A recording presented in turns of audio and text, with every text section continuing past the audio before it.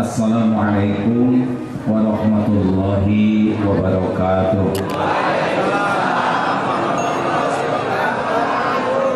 Mari ikuti zikir ini. Subhanallah, walhamdulillah, wala ilaha illallah, Allahu akbar, la haula wala quwwata illa billah al-aliyyil azim. Allahumma sholli ala sayyidina Muhammad wa ala alihi wa ashabihi ajma'in. Mudah-mudahan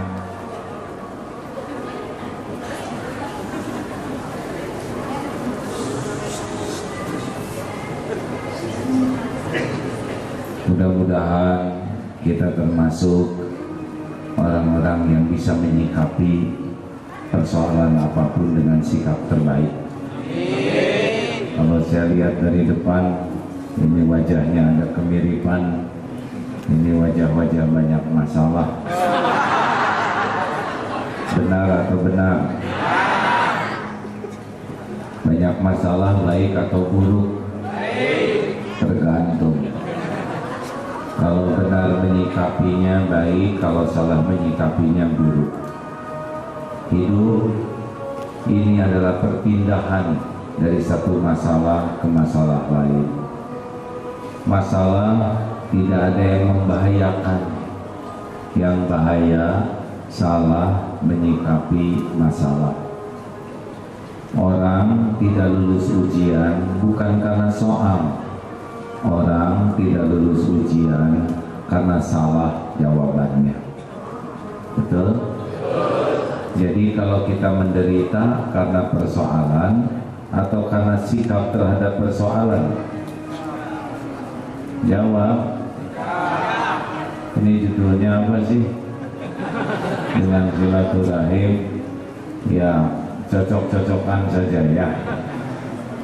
Saya mau membahas kiat menghadapi persoalan hidup.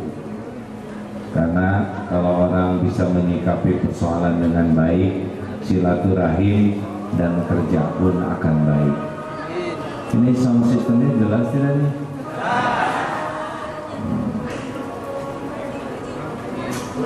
Saya kurang bisa mendengar monitornya. Ada monitornya ini? Tes. Ya, tolong monitornya ya. Jadi Rasulullah punya persoalan tidak? Sedikit atau banyak? Ringan atau berat? Sederhana atau rumit? Hasilnya hina atau mulia? Kalau benar menyikapi begitu. Yang sedang ceramah ini kira-kira banyak tidak persoalannya? Baru juga ketemu. Inilah salah satu masalah orang Indonesia, adalah kebanyakan mikirin masalah orang.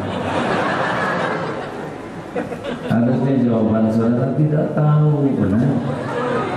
Tapi karena kerajinan mikirin masalah orang, jadilah begitu.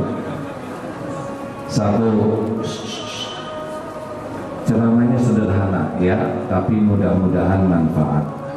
Satu, siap menghadapi yang cocok dengan keinginan dan siap menghadapi yang tidak cocok dengan keinginan. Satu apa? Cocok. Tuh kan, boro-boro ngadepin masalah. Satu, siap menghadapi yang cocok dan siap menghadapi yang tidak cocok. Satu apa?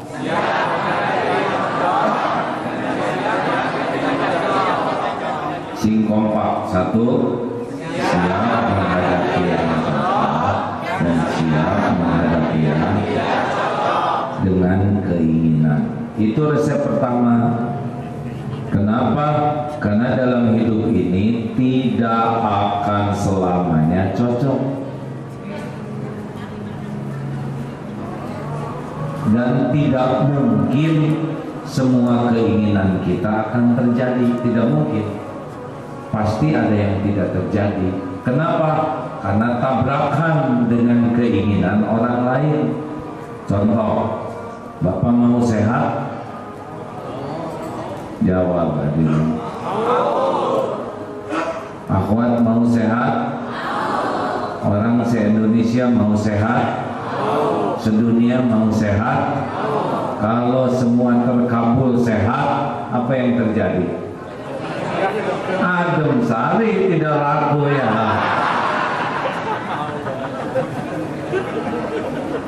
Dokter, perawat, rumah sakit, apotek, farmasi, fakultas kedokteran, banyak yang jadi korban kalau semuanya sehat. Harus ada yang sakit, karena sakit juga bagian dari karunia. Dengan sakit berguguran dosa, dengan sakit bisa evaluasi diri, dengan sakit bisa silaturahim, dengan sakit doa seperti doa malaikat, dengan sakit kita tahu orang-orang yang baik yang mengurus kita. Makanya pilkada itu jangan sampai berantem, karena kalau sakit pasti yang nengok teman, bukan gubernur. Betul tidak? Saya harus hati-hati menggunakan tangan. Kalau gini angka 1, ini angka 3. Lagi serba salah gerakan tangan.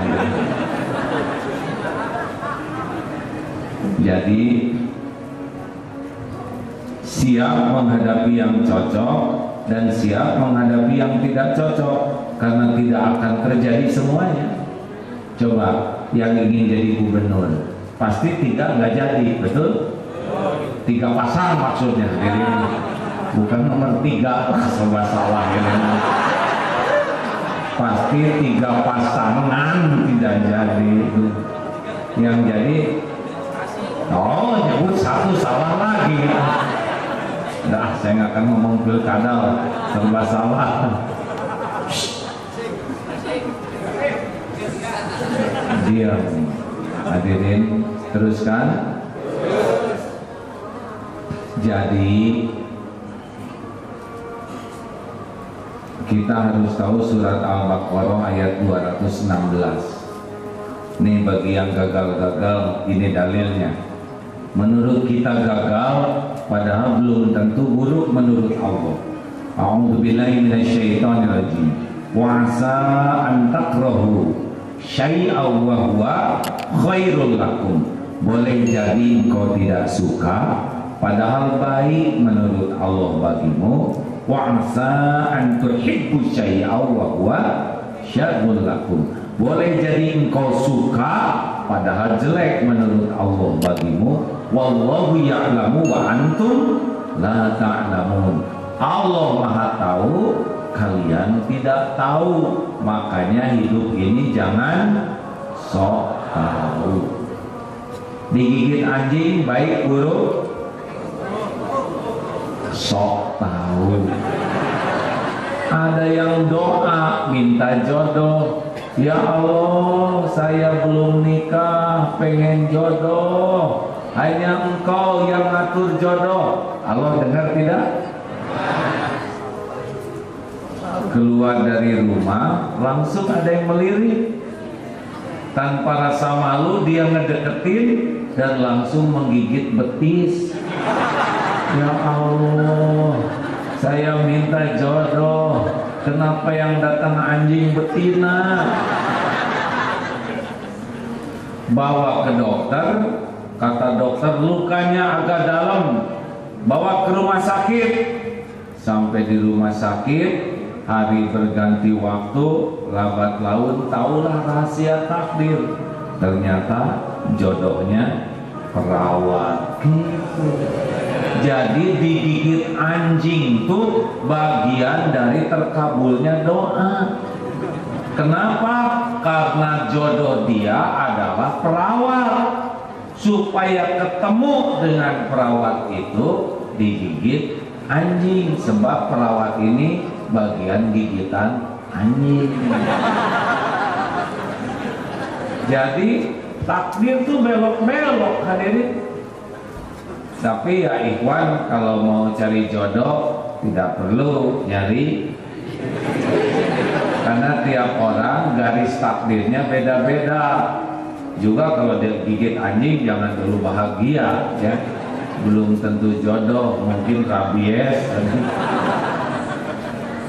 Saya tidak nyangka begini, cita-cita ini kan orang tua TNI, cita-cita masuk akabri, tapi tidak jadi karena asa kurang tinggi. Dulu sakit hati, sekarang tidak jadi TNI, malah jadi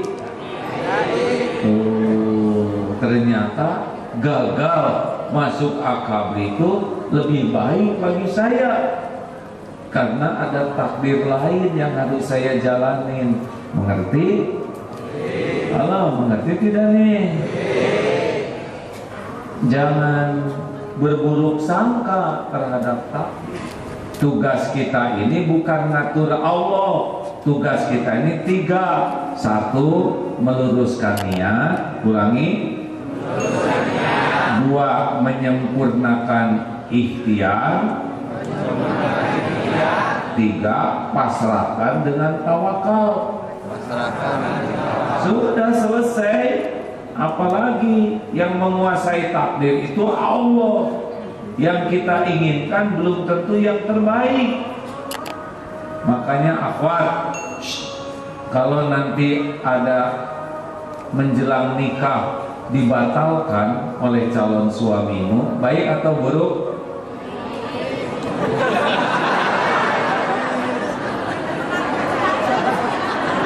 Lebih baik batal sebelum nikah daripada sudah nikah hari kedua dibatalin.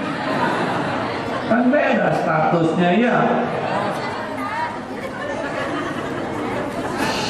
Gak usah nyebut omong orang. Kalau yang kita inginkan terjadi belum tentu baik. Sudah 30 lebih kalau tidak salah kepala daerah yang jadi, dan sekarang ditangkap KPK karena tidak siap imannya. Benar? Makanya jangan suka rewel. Niat yang lurus, ikhtiar ibadah sempurnakan, pasrahkan. Kalau baik sing jadi, kalau nggak baik nggak usah. Begitu dalam hidup mah. Karena niat adalah ibadah, ikhtiar adalah ibadah, tawakal adalah ibadah. Tapi takdir Allah yang menentukan. Surat apa tadi? Al-Baqarah ayat 216. 2. Kalau sudah terjadi harus ridho. Ulangi. Kalau sudah terjadi harus ridho. Yang mantap. Kalau sudah terjadi harus ridho. Sekali lagi. Kalau sudah terjadi harus ridho. Kalau belum terjadi siap. Kalau sudah ridho. Seperti lagi jalan genteng jatuh kena jidat. Bagaimana? Bagaimana? Benyol. Kalau udah ketimpa, terima. Tidak boleh mengatakan saya tidak terima. Saya tidak terima. Tidak mungkin tidak terima. Itu tanda terima sudah ada. Tahu orang yang stres itu yang kayak apa? Orang stres itu orang yang tidak mau menerima kenyataan, atau dengan kata lain tidak mau menerima takdir yang ada.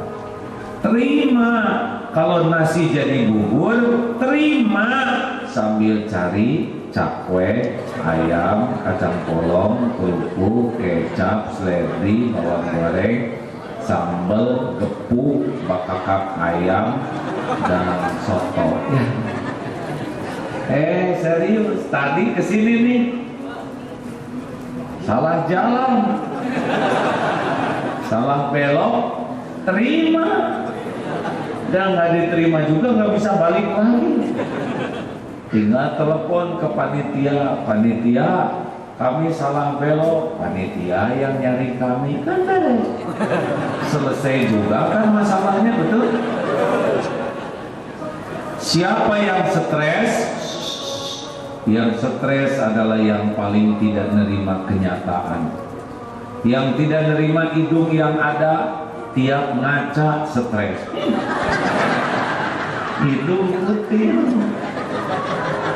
Tidak nerima kulit yang ada, tiap lihat kulit stres.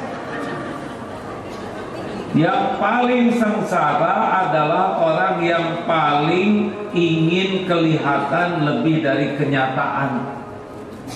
Ingin kelihatan langsing, tahan napas seharian. Ingin kelihatan putih, direndam semalaman. Ingin kelihatan awet muda, pakai jepit-jepitan jemuran. Yang enak dalam hidup, just the way you are. Apa artinya? Dilarang merokok.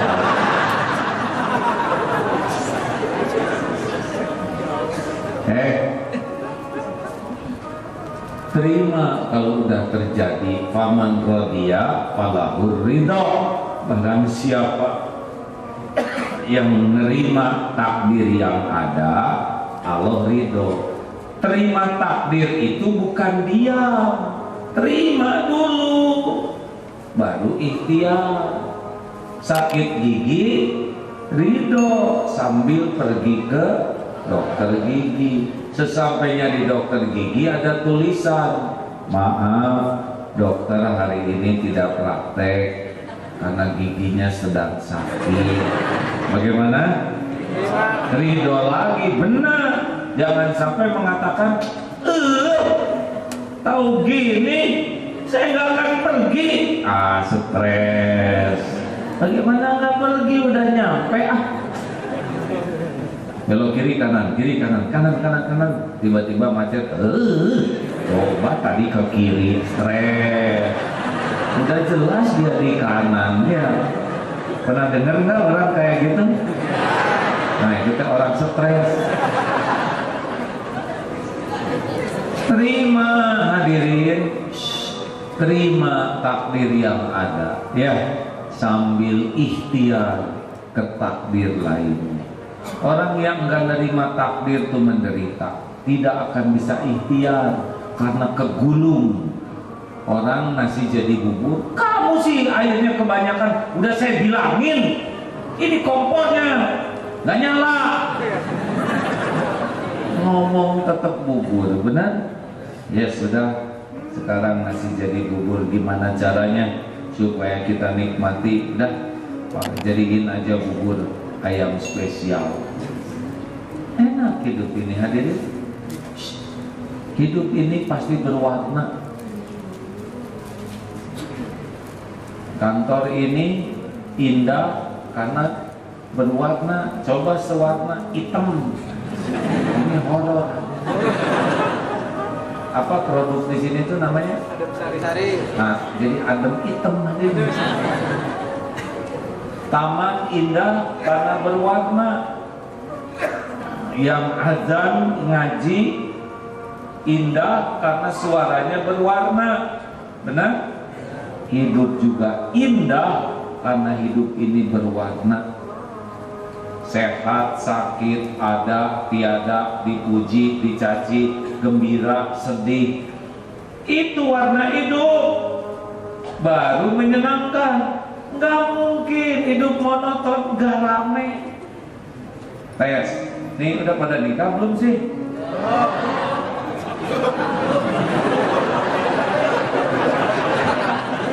Kapan?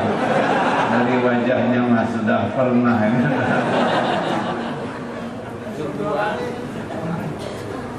Dengerin, coba nanti kalau udah nikah masak buat suami.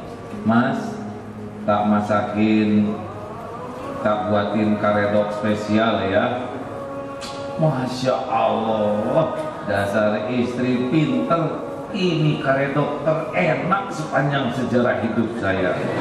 Hari pertama, besok bikin lagi karedok. Mas, Kang, ini masih dibuatin karedok. Oh, karedok yang kemarin. Tahu istri mah kesenangan saya. Sini. Udah berkurang tuh pujian. Hari ketiga, Kang, ya makan sama karedok ya. Oh, karedok. Sini. Hari keempat, Kang, makan sama karedok yuk. Karedok. Coba hari kelima, Kang, ayo makan karedok. Karedoknya sama, tapi hari yang bisa membuat kita jadi bosan, betul? Saudara sudah tahu belum, ini hanya kisah aja. Ternyata mana yang bikin orang emosional? Makan daging atau makan tempe? Yang membuat orang jadi pemarah? Tempe. Di sebuah penjara, ini penjara ada 2 kamar. Ini kasih tempe, ini kasih daging ayam. Besoknya ini kasih tempe, ini kasih gepuk. Lusanya ini tetap kasih tempe, ini dikasih sate. Yang marah yang ini ternyata tempe itu. Tempe sih. Ngerti nggak? Jadi yang bikin marah teh apanya? Monotonnya itu. Jadi hidup monoton teh nggak rame. Sekali-kali dimarahin istri, ya. Ya kalau istri senyum seumur hidup juga ngeri. Ya.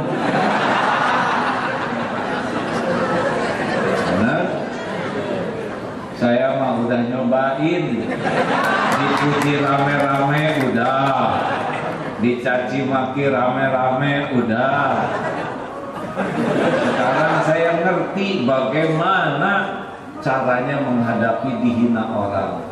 Ternyata biasa aja tuh kalau udah dilatih ya. Kalau dulu zaman dipuji-puji nggak tahu bagaimana caranya menyikapi yang nyakitin.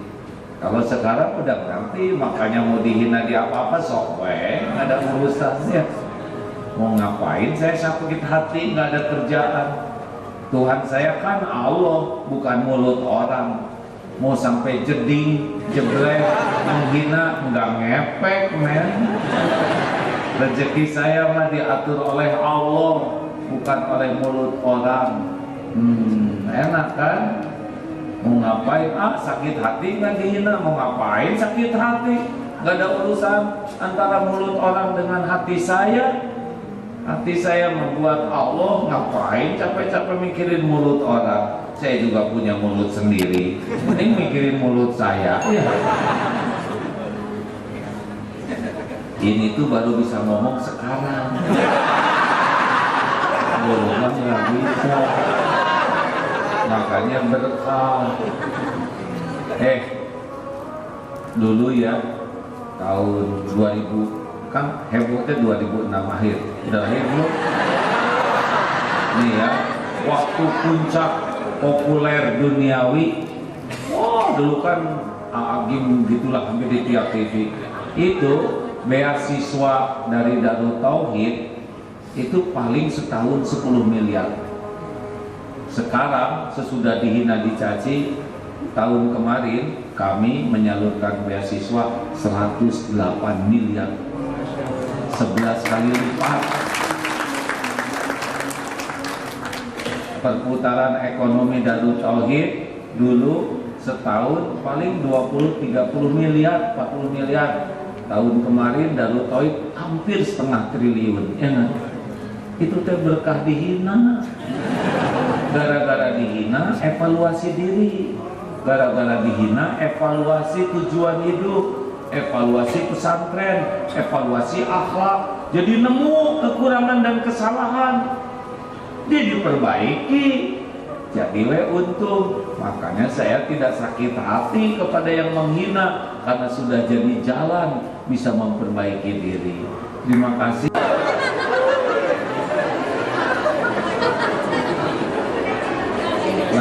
kali jangan suka ikut campur ya.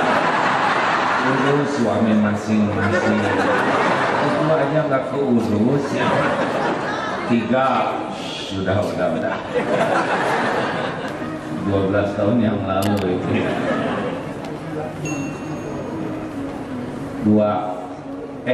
3 jangan mempersulit diri. Ulangi, jangan mempersulit diri. Sekali lagi, jangan mempersulit diri. Yang mantap, jangan mempersulit diri. 1 apa? Siap menghadapi yang cocok dan menghadapi yang tidak cocok. Kenapa? Karena tidak mungkin keinginan kita terjadi semua, dan boleh jadi yang kita inginkan itu tidak baik untuk kita. Betul? Tugas kita 3, meluruskan niat, menyempurnakan ikhtiar, dan pasrahkan ke Allah dengan tawakal. Kok diulang-ulang terus sih? Kalau diulang-ulang tanpa sadar, saudara bakal ingat. Pulang dari sini bisa ngomong ke istri, ke anak, ke temen gitu. Jelas ya? 2, kalau sudah terjadi ridho sambil ikhtiar. Ingat, sakit gigi ridho sambil ke dokter. Nasi jadi bubur terima sambil ikhtiar. Nah, yang ketiga, jangan mempersulit diri. Yassiru wala tu'assir. Mudahkan. Relax, hidup tuh jangan dipakai ribet ya. Lagi duduk ada yang kentut, tut.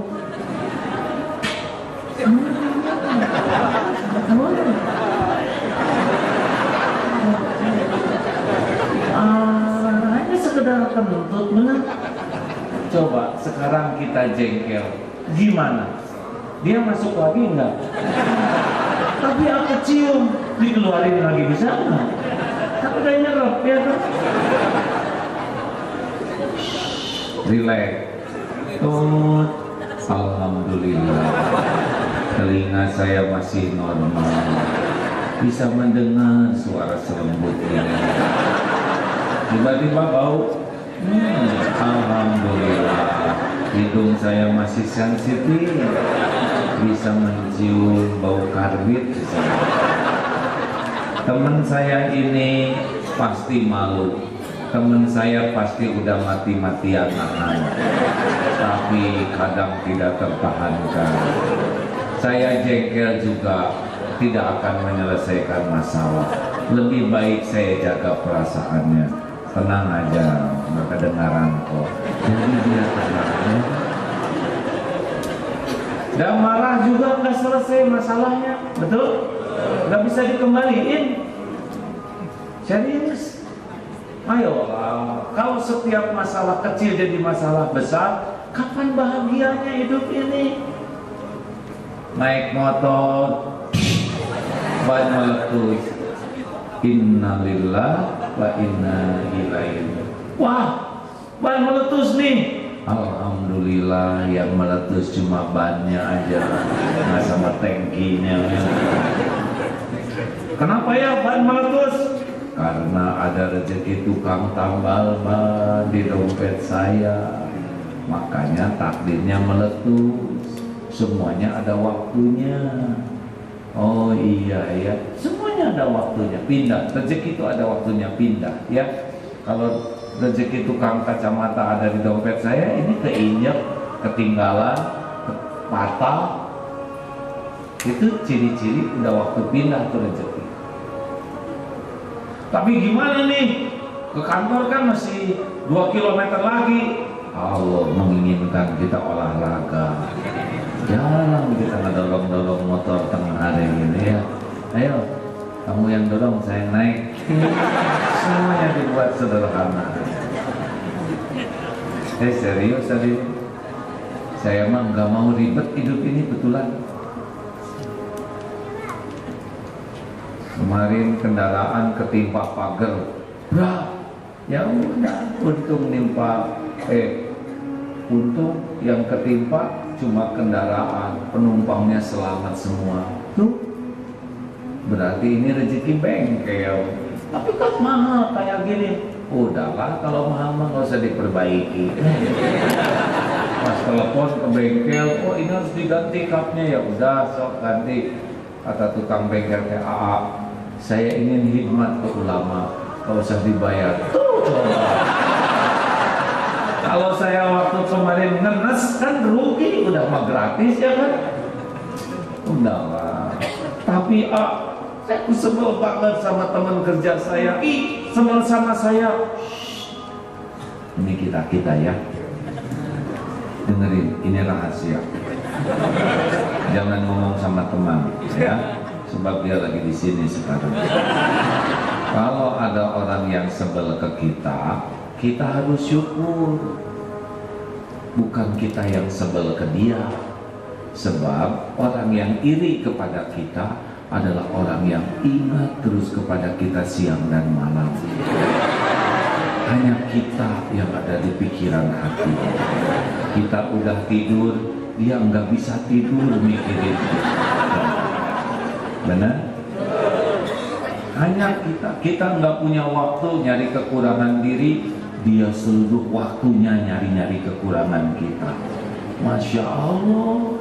Besoknya dia akan bergibah, menjelek-jelekan kita. Berarti pahala dia dikasih ke kita, dosa kita diampun oleh dia. Kesetiaan apalagi yang kau lakukan dari dia? Harusnya kita kirim bolu kepada dia sebagai penghargaan atas jerih payah dan penderitaan. Benar? Ini serius hadirin.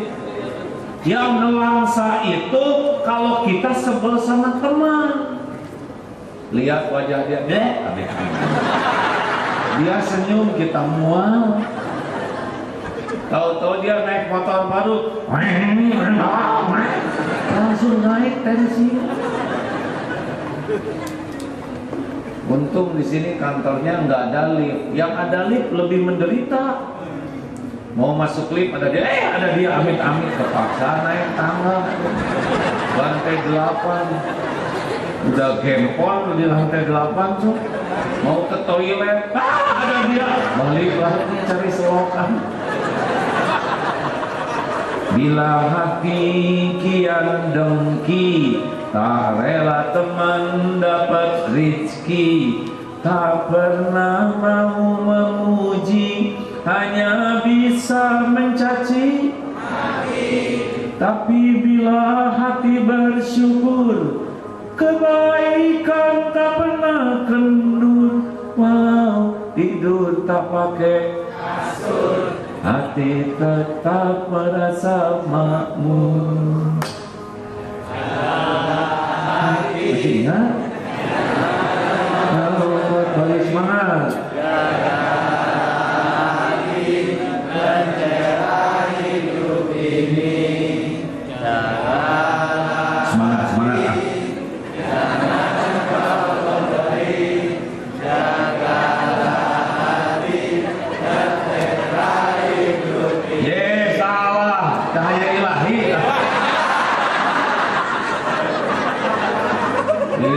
Kebangsaan 12 tahun gak berkumandang. Teman-teman, relax ya. Jangan suka sebel ke orang lain. Apalagi kalau dikontrakan sebel itu sama teman kita, capek-capek belanja. Ada dia paksa keliling ke gang sebelah, masuk selokan. Maaf, saya mah nggak mau sebel. Mau ngapain sebel sama orang? Sedang yang ngebagiin rezeki siapa? Allah. Yang ngangkat derajat siapa? Allah. Yang ngasih pahala siapa? Allah. Ngapain kita pusing-pusing mikirin keburukan orang ke kita? Betul tidak? Justru orang-orang yang nyakitin kita ladang pahala bagi kita untuk kita maafkan. Idfa billati hiya ahsan, tolak keburukan dengan cara yang lebih baik. Gitu hadirin. Kalau hati sebel ke orang, kita yang menderita. Kalau kita sayang ke orang, kita bakal bahagia. Gitu kan? Jelas tidak nih? Takdir mah nggak akan ketukar. Jangan suka iri satu sama lain. Jangankan sepabrik, seibu sebapak aja beda-beda takdir tuh, benar? Makanya udahlah, relax. Setuju? Bukan menganggap remeh masalah, tapi proporsional. Kalau masalahnya kecil ya kecil, masalahnya sedang ya sedang, masalahnya besar ya hadapi dengan cara yang fokus. 4. Evaluasi diri. Ulangi. Evaluasi diri. Sekali lagi. Evaluasi diri. Yang mantap. Evaluasi diri. Dalilnya surat An-Nisa 79. A'udzubillahi minasyaitonirrajim. Ma ashabaka min hasanatin wa minallah. Semua kebaikan yang datang padamu itu datangnya dari Allah.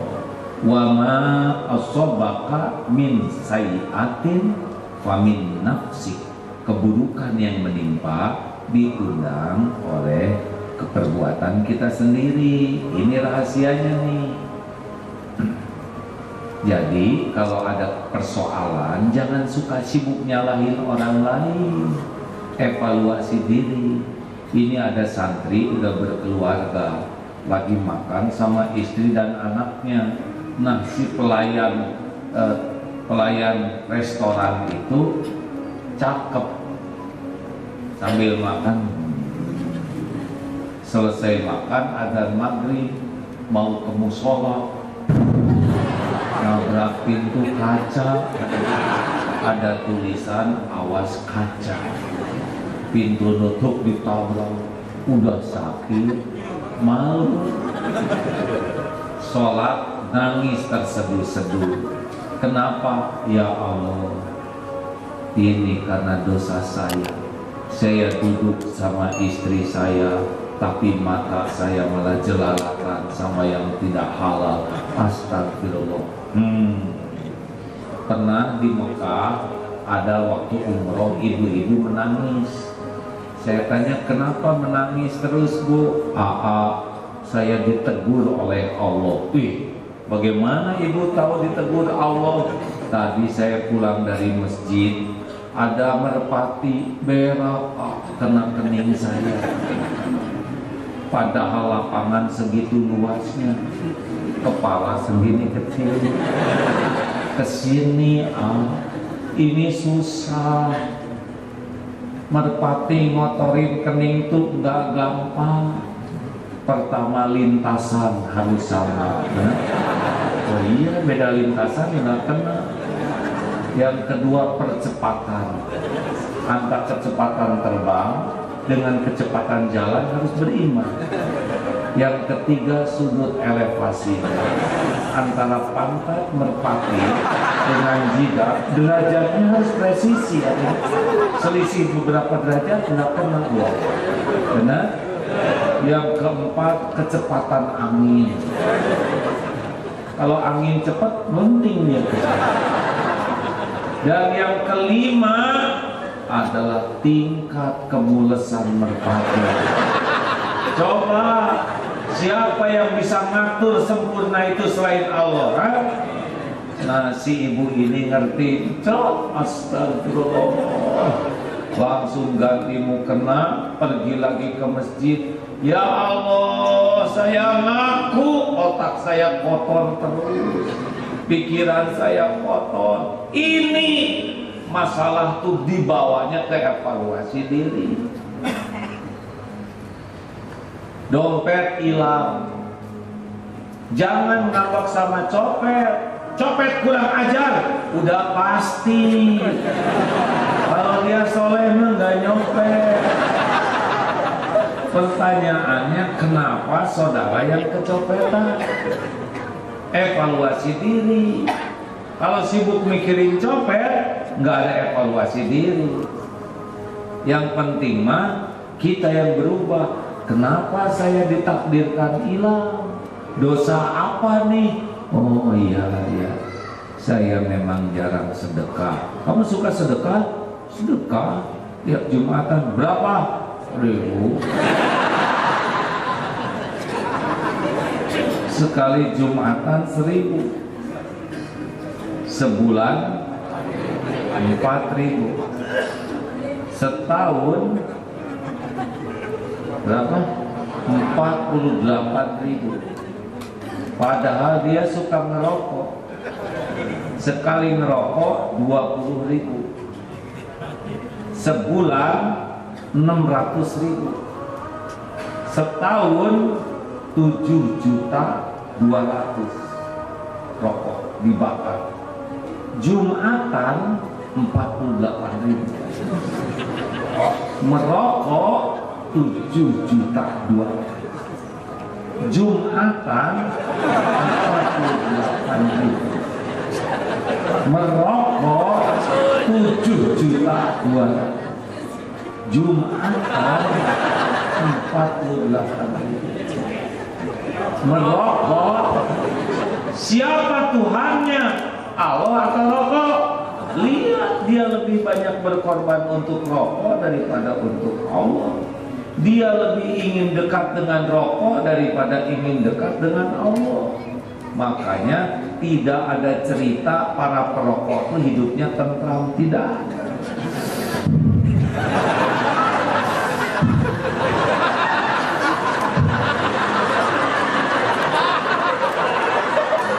Benar nggak?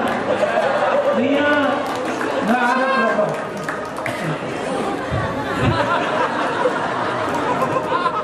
Lihat wajah perokok itu enggak.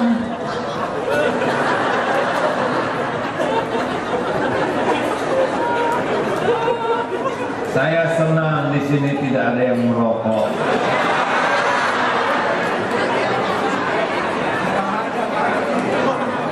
Saya tuh heran lihat yang merokok nih, kayak yang tidak ada kerjaan. Sedot, tiup, sedot, jongkok.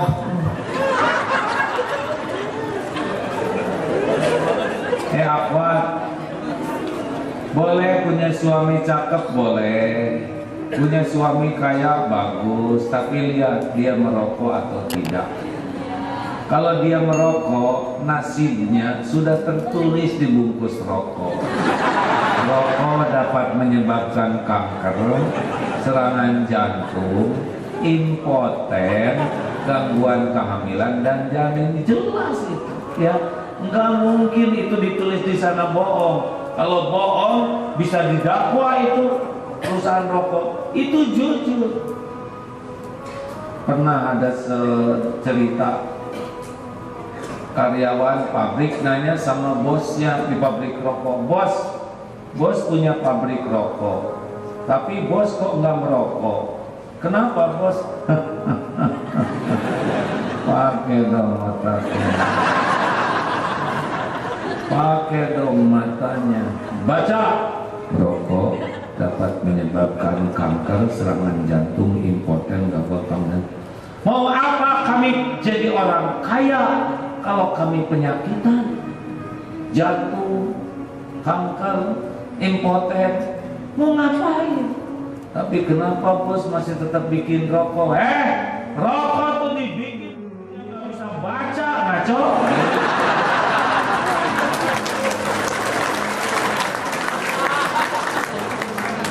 Yang bisa baca mah mikir, benar.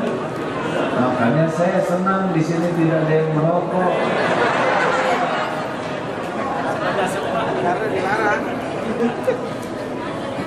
Oh, kok itu ada ustadz yang merokok? Oh, sesama bis kota saling mendahului. Saya mah tidak mau mengomentari ustadz lain yang merokok, tapi siapa panutan kita? Rasulullah SAW.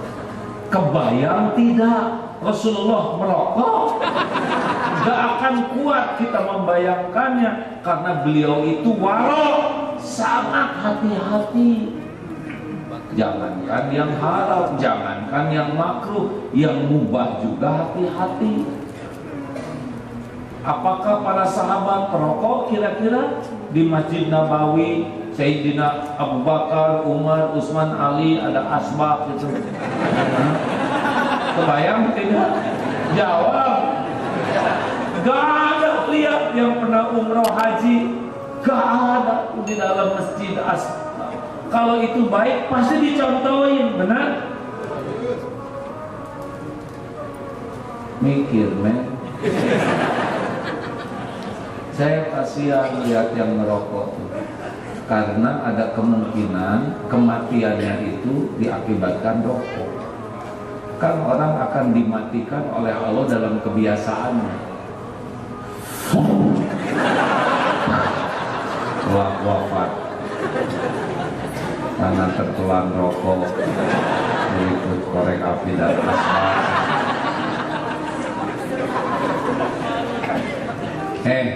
Hati-hati yang masih merokok, karena kalau kita merokok sembarangan, asapnya itu ngeracunin orang dan orang belum tentu ridho. Asap kemana-mana, yang asma kumat. Ya Allah, dia zolim. Saya asma kumat gara-gara dia ngerokok. Saya enggak ridho. Ya Allah, balas sing muntamer. Saya enggak nyuruh doa begini ya, tapi jangan heran saudara tiba-tiba jadi banyak kena musibah.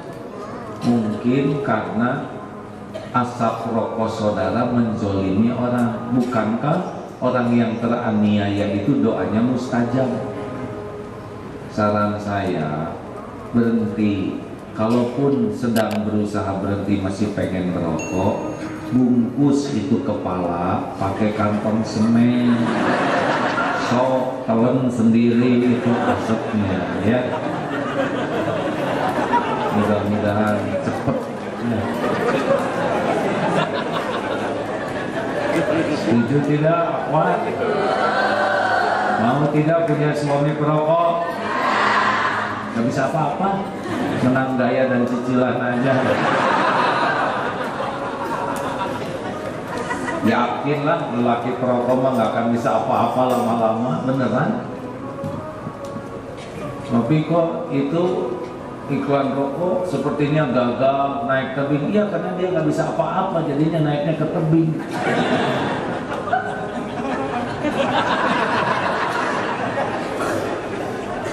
Pada stres ya rokok.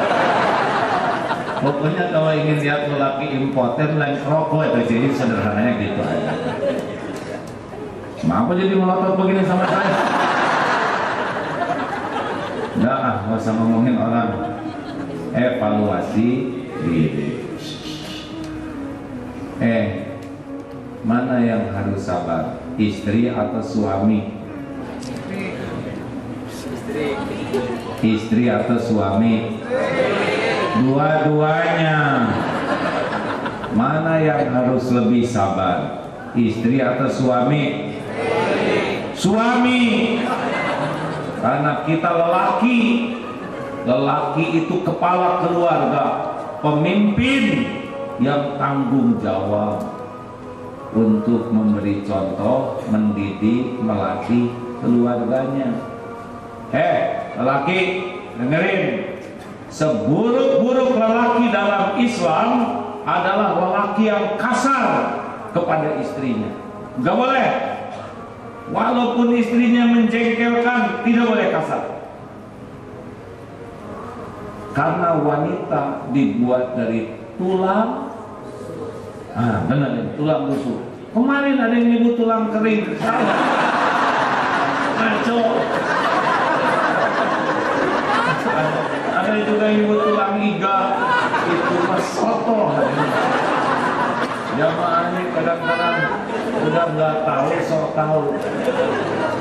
Wanita itu dibuat dari tulang rusuk yang bengkok.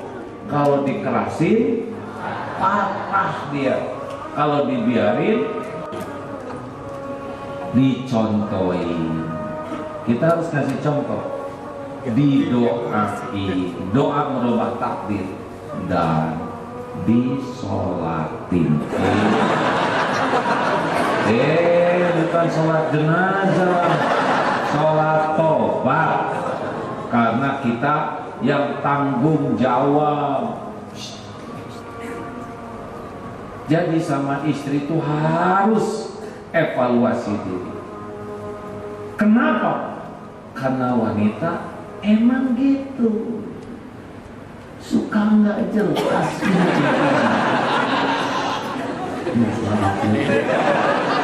Coba saya mau nanya, Neng, Ma, kalau dikejar anjing mau bagaimana? Kalau dikejar anjing, lari. Kalau akhwat dengan anjing lari, cepetan mana? Nah, itulah dunia mereka. Jadi di mana-mana, Bu, ya, kalau ibu dikejar anjing bagaimana? Lari, bulat. Kalau ibu dan anjing lari, cepetan mana? Anjing. Baru mikir. Ngomong dulu, baru mikir. Udah mikir bingung, ketawa sendiri, tapi tidak minta maaf itu. Saya minta maaf. Enggak semuanya sih, ya. Ada sebagian besar. Akhwat, maukah punya suami yang jujur? Mau, ya. Siapkah kalau suami mengatakan yang sejujur-jujurnya? Percaya.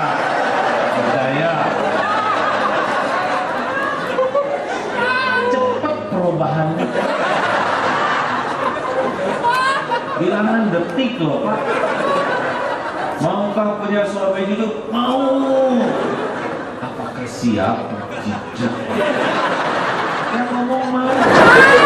Jelas apa? Harus mengerti, ya. Dan yang harus lebih mengerti kita sebagai lelaki. Tenang. Pokoknya ngadepin istri mah kalem. Denger, tapi jangan masukin ke hati. Karena pasti robah-robah. Pak, iya Bu. Hari Ahad besok kan ada kondangan. Oh iya benar. Ini pakai baju yang mana ya Pak ya? Atau silakan pilih baju yang paling cocok, yang paling nyaman, pilih sendiri. Ih, suami teh ditanya malah nanya lagi. Berapa? Segitu solehnya kita tuh. Pilihin atuh Pak, yang merah atau yang biru? Sok atau Bu, yang biru teh suka bagus ini. Tapi kan merah juga keren ya.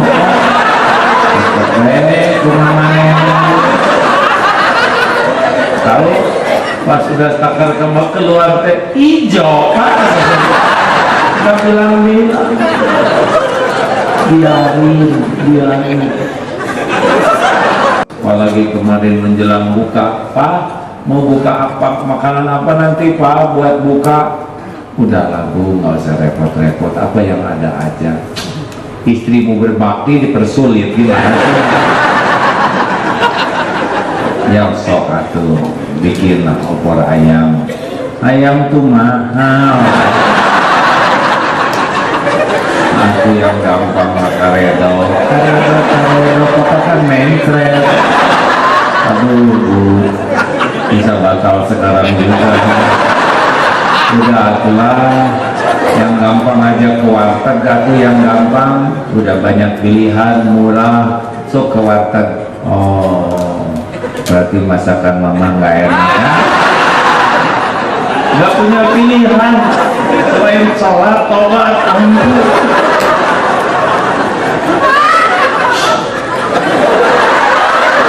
Tenang, kamu juga paham ya. Kamu paham istri bapak begitu.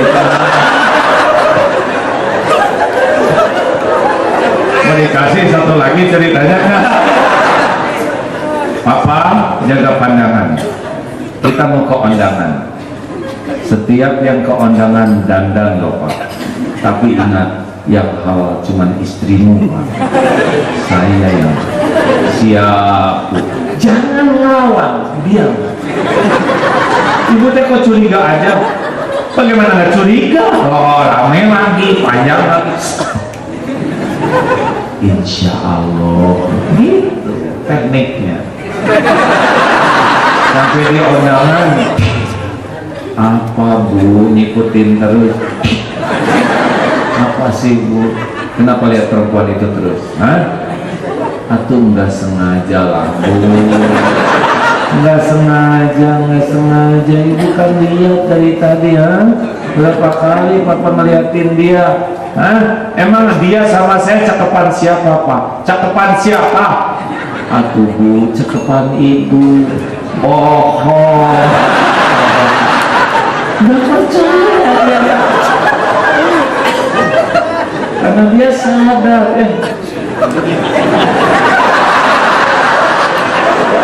jujur Pak, jujur. Kalau jujur sih cakepan dia. Coba bisa di smackdown. Makanya sudahlah, kalau jadi lelaki mau banyak istighfar. Astagfirullah ya Allah. Ini teh gara-gara saya di kantor mata jelalatan, di rumah ditonyok kayak gini, pakai omongan gitu Pak. Para ulama tuh suka berkatakan begini, pokoknya kalau di rumah bermasalah dengan istri, anak-anak, itu pasti dosa kita di luar ke bawah ke sana. Dalam banyak tobat ya. Ini tenang-tenang aja sih wajahnya. Saya wajah nggak punya dosa, coba acungkan tangan yang tidak punya dosa. Nah, ada yang sedikit dosanya cung. Nah, ada yang sedang. Tetap ada yang ngacung.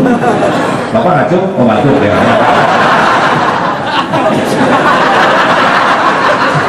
Mau ngacung, gak ada yang percaya. Acungkan tangan jujur yang merasa banyak dosa. Itu kenapa Bapak nggak ngacung? Karena saya banyak sekali dosa. Hadirin, kita tuh terancam oleh dosa kita Pak. Kalau kita nggak banyak tobat, pasti itu balik ke kita tuh. Nggak bisa enggak. Dengar kemarin yang oplosan mati. Gini ya, Allah tuh maha baik. Kita kan banyak dosa, tapi kita masih ditutupi dosa dan aibnya. Kayak saya gini ya, saya diundang ke sini bukan karena saya sudah soleh, bukan karena saya sudah jadi orang baik. Saya diundang karena Allah nutupin aib saya, dosa saya, keburukan dan kekurangan saya. Makanya saudara mau dengerin, kalau saya dibuka aibnya pasti bubar. Nah mumpung ditutup aib, tobat, jadi dihapus. Sama, kenapa bapak-bapak dihargai istri? Karena istri kan nggak tahu kelakuan bapak yang sebenarnya. Ya, ini serius. Nah, Allah tuh nutupin aib. Tapi kalau kita berulang-ulang dosa lagi, maksiat lagi, pilihannya dua. Kalau dia ada umur, dibuka aibnya, atau dimatiin dalam keadaan maksiat, suruh kopi. Pernah dengar? Itu jadi yang mabok tuh pasti sering dia mabok. Ibunya udah nasehatin, Ustadz, temennya enggak mabok, mati, dimatiin. Pernah dengar ada yang mati sedang berzina? Nah itu pasti dia zinanya udah sering tuh. Atau ada yang dibuka aibnya, bapak itu ketangkap basah, kepergok lagi berzina, itu pasti sering. Karena Allah biasanya memberi kesempatan orang tua seperti kita ini, benar? Pernah lihat koruptor yang ketangkap? Pasti sering. Kalau udah maling lagi, rezeki udah cukup, maling terus, kasih tiang, teng. Saya nggak ngomongin orang, saya ngomongin tiang. Sama kita juga nih, kalau pulang dari sini nggak banyak tobat, pacaran lagi, buka HP maksiat lagi, gampang, tinggal dirusakin aja HP-nya oleh Allah, pas diperbaiki, semuanya disaksikan Allah. Kalau Allah mau membuka aib kita, kebuka. Kenapa jadi melotot gini sama dia? Ngomong itu melotot, ngomong ini melotot, besar banyak dosa. Jadi pada tegang begini, nggak ada yang tersembunyi. Orang yang selingkuh, orang yang pacaran itu mah disaksikan oleh Allah dan mudah bagi Allah membuka apapun juga. Yang kebongkar tuh ya Allah aja yang membongkar. Tobat. Allah, ini ceramah teh ketawa-ketawa tapi nyiksa. Saudara tahu kenapa ceramah ini ketawanya enak? Karena ngetawain diri sendiri, tahu? Dan saya mah nggak ngobrolin orang, selain ngobrolin diri kita, betul? Terakhir, cukuplah Allah sebagai penolong kita. Ulangi. Cukuplah Allah sebagai penolong kita. Sekali lagi. Cukuplah Allah sebagai penolong kita. Yang mantap. Cukuplah Allah sebagai penolong kita. Kenapa cukuplah Allah? Karena selain Allah, la haula. Apa artinya la haula wala quwata illa billah?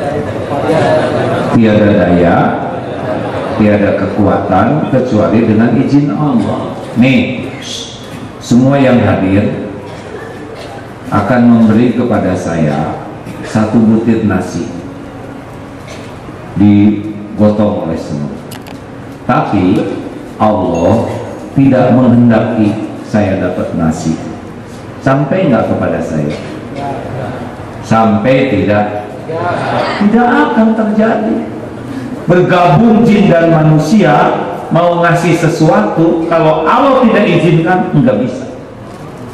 Bergabung jin dan manusia mau mencelakakan, tapi Allah enggak menghendaki saya celaka. Celaka tidak?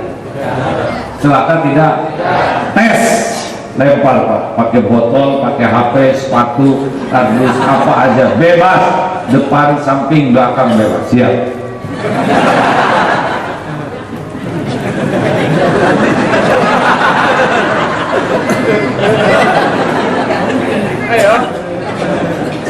Allah nggak menghendaki. Kalau Allah nggak menghendaki, cukup hati saudara aja dibalikin semuanya, nggak ada yang mau berbuat. Kan hati dibulak-baliknya oleh Allah. Ada tadi juga sudah mulai megang botol. Tapi kan terlintas di hati, kualat. Makanya baca surat Yunus 107. A'udzubillahi minasyaitonirrajim. Wa iyamsaskallahu bidurrin fala kashifa lahu illahu. Dan sekiranya Allah menimpakan kemudaratan bagimu, bencana, kepahitan, tidak ada yang bisa menghilangkannya illahu selain Allah sendiri. Wa yuridka bi khairin, dan jika Allah menghendaki kebaikan kepadamu, fala radda li fadli, tidak ada yang bisa menolaknya. Yusibu bihi may yasha'u min ibadi wa huwal ghafurur rahim. Allah berikan kepada hamba yang dikehendakinya, dan Allah Maha Pengampun lagi Maha Penyayang. Kalau Allah bikin kita sakit, nggak ada yang nyembuhin tuh selain Allah. Kalau Allah menyembuhin lewat dokter, ketemu dengan dokter. Kalau Allah mau nyembuhin kita dengan obat, ketemu dengan obat. Kalau Allah mau nyembuhin dengan Adam Sari, jadi perusahaan yang kan? Iya, Adam Sari kan terjadi karena ada yang sariawan, ya kan? Enak, tapi ini perusahaannya. Suatu saat saya diundang ke perusahaan kloset, ya kan? Ya penting sekali kan ada yang setor ya. Kita kalau sakit yang nyembuhin, gelisah yang menenangkan, belum punya jodoh yang menjodohkan, pokoknya cuma satu yang bisa menyelesaikan urusan, pertolongan Allah. Kalau Allah takdirkan jodoh, pasti jodoh. Kamu jodoh dengan si fulan nikah, pasti nikah. Nggak bisa enggak, apa yang Allah kehendaki nggak ada yang bisa ngalangin. Termasuk pilkada ini, ya. Yang bakal jadi menjadi, Allah yang menentukan, ya. Tenang hadirin, awas, jangan ngacungkan tangan, ya.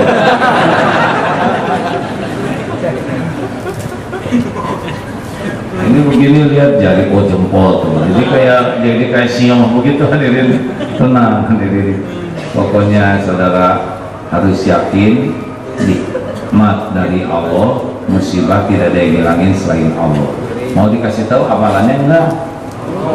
Selain banyak istighfar, mau tahu enggak? Seperti prediksi saudara, saya kan banyak masalah ya. Banyak Pak, santri ribuan kayak gitu, makan kan gratis, sekolah, tempat tinggal, membangun tidak bisa dihentikan. Kayak kemarin renovasi masjid, renov yang di Bandung itu kan anggarannya 17,5 miliar. Bikin yang paling bagus, kata Opan. Jamaah kita kebanyakan mahasiswa, enceleng paling 2.000. Kapan jadinya 17,5 miliar? Sawah yang membangun masjid itu Allah, bukan para mahasiswa dan santri. Bikin yang terbaik, alhamdulillah, dana yang terkumpul 32 miliar Pak. Banyak lebihnya bisa membangun di tempat lain, karena Allah yang jadi sandarannya. Dan tidak ada minta sumbangan, tidak ada cerita dari tauhid meminta-minta, tidak ada, tidak mau. Paling juga kami memberi kesempatan. Iya dong, memberi tahu ya. Nih ada masjid yang mau dibangun, siapa yang mau pahala kami beritahu. Tidak mau, tidak apa-apa. Kan gitu. Karena yakin Allah yang membangun, gitu. Jelas. Jangan suka minta-minta, aib. Minta maka Allah, minta ke makhluk bikin sakit hati. Akhwat, kalau nanti udah nikah atau yang udah nikah, jangan terlalu cinta sama suami itu. Apalagi model-model gini, maaf ya. Serius. Akhwat, dengerin. Siapa yang menciptakanmu? Jawab. Siapa yang ngasih rezeki? Siapa yang memberi kebahagiaan? Siapa yang ngasih pahala? Siapa yang bisa ngampunin dosa? Siapa yang punya sorga? Terus suami apa? Cuma bebek. Jangan terlalu cinta, serius. Kalau terlalu cinta itu menderita. Saya tidak mau istri-istri saya, maafnya disebut 2 kali.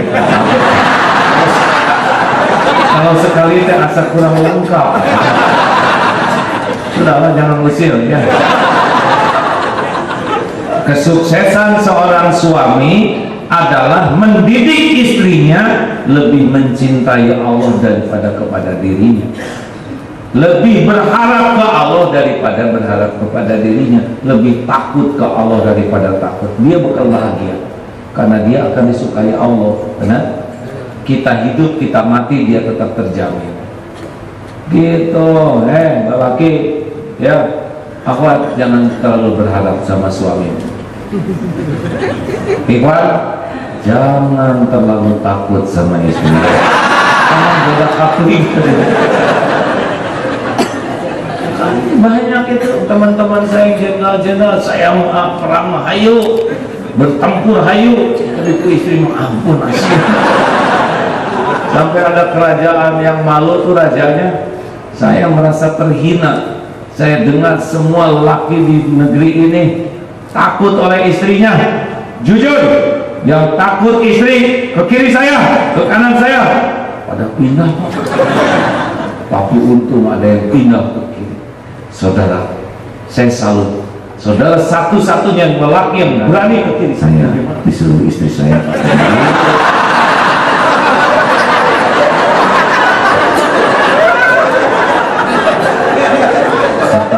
Ketawa sambil iya ya. Hadirin harap dan takutlah ke Allah ya. Mau tahu rahasianya pertolongan Allah? Wasta'inu bisabri wassalah. Pokoknya kalau kita mah pengen urusannya beres mah sederhana, perbaiki sholat.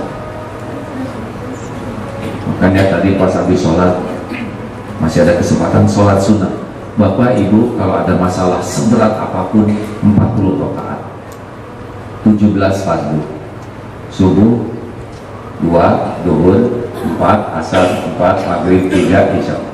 Syaratnya TBM, tepat waktu, berjamaah di masjid atau di musola. Itu pokoknya mah kalau ingin lihat lelaki Islam, lihat waktu Jumatan. Ingin lihat lelaki beriman, lihat waktu sholat subuh di masjid enggak.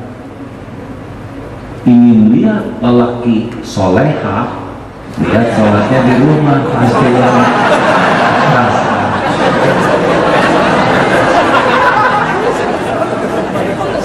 iya, apa punya suami itu harus lelaki asli, cirinya sholatnya di masjid.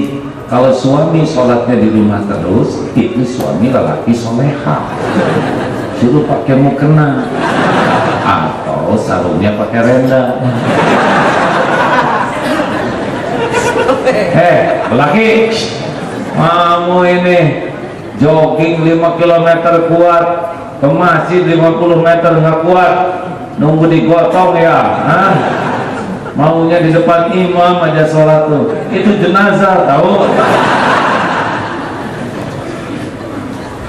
Rahasianya itu Pak, Bapak Ibu punya masalah pengen ditolong Allah, sholat subuh. Kalau lelaki harus ke masjid, kalau perempuan boleh di masjid, boleh di rumah. Ayo lelaki,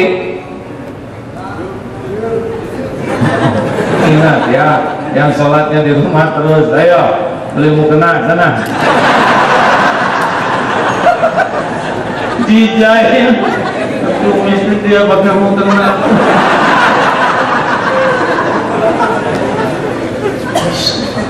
Tambah 10. Oh tepat waktu. Ke kantor telat jadi masalah tidak? Sekolah telat anak jadi masalah tidak? Makan telat jadi masalah tidak?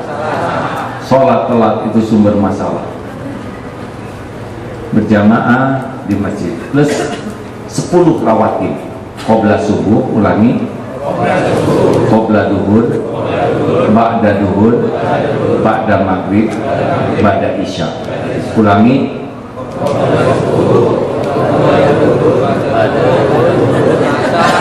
Jangan ngarang hadirin.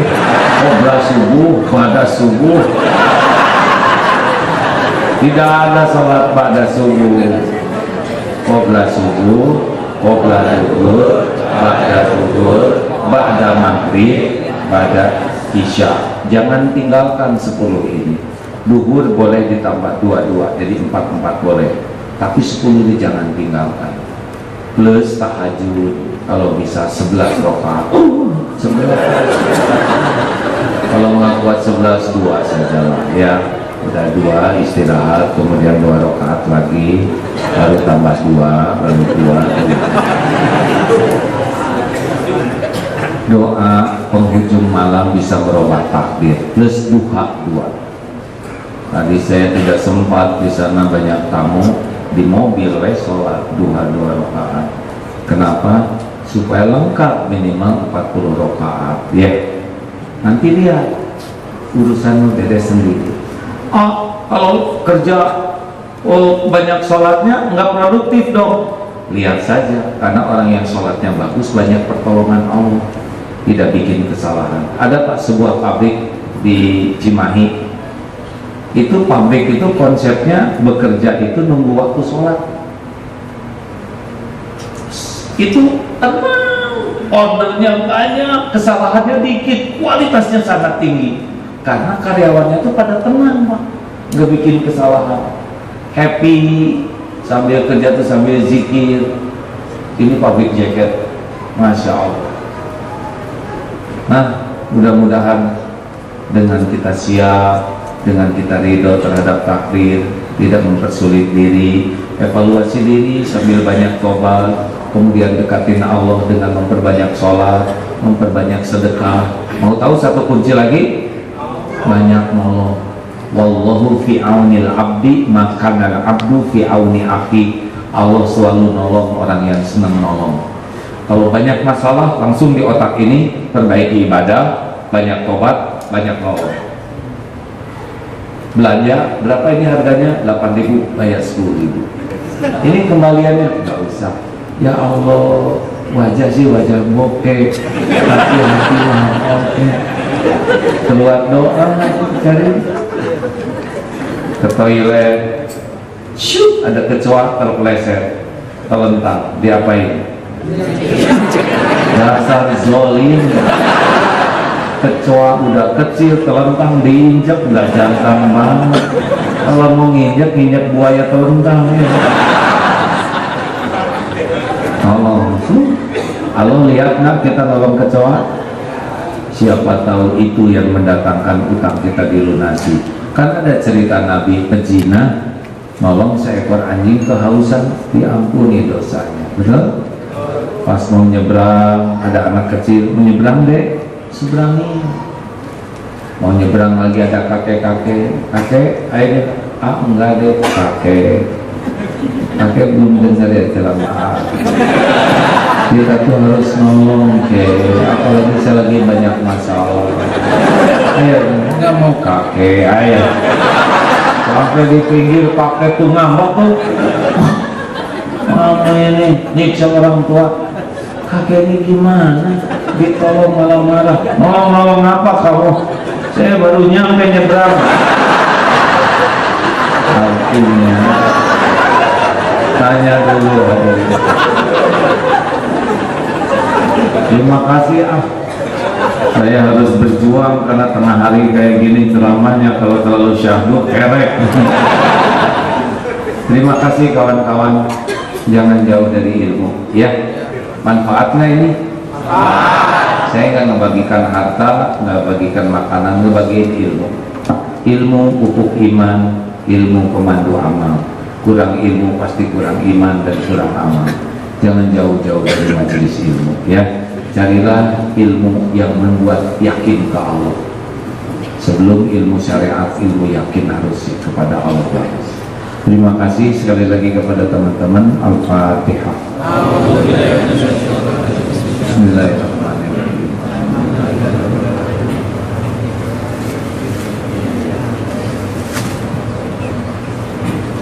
Allahumma salli ala Sayyidina Muhammadin wa ala alihi wa ashabihi ajma'in.